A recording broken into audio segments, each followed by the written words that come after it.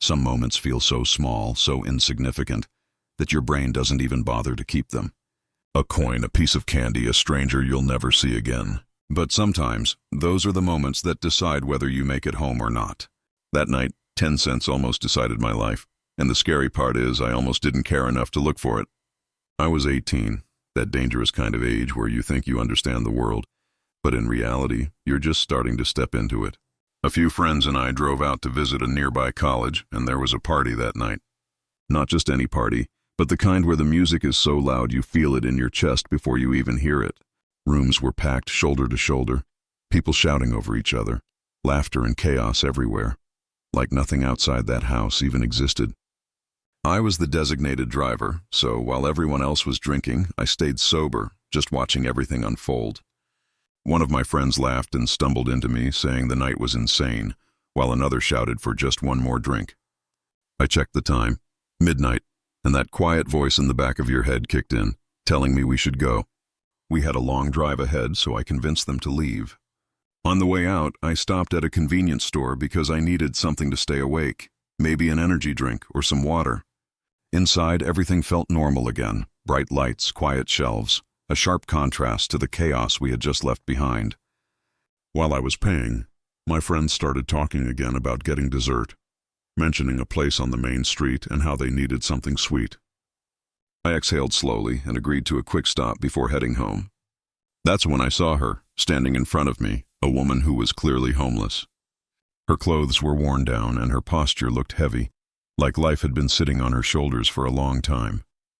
In her hand, she held just one thing, a small piece of candy, a Laffy Taffy. She placed it on the counter, reached into her pocket, and handed the cashier what little money she had.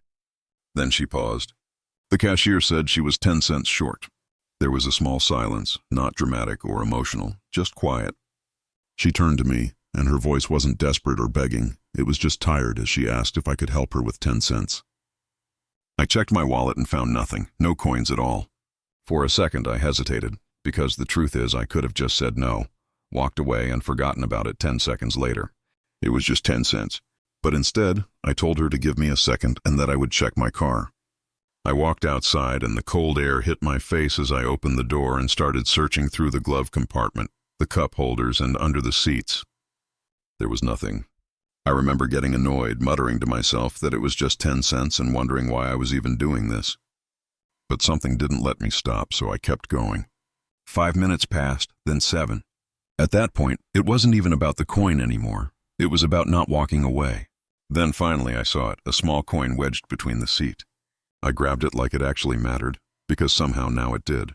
I went back inside and she was still there, still waiting. I handed her the coin and she looked at me and smiled softly, saying thank you. That was it. No music, no big moment, just done. I walked out and didn't think much of it. We got back in the car and headed toward the dessert place, but something felt off. The closer we got, the slower everything became. Brake lights were everywhere and cars were barely moving. Then police cars rushed past us with lights flashing and sirens cutting through the night. We stopped completely.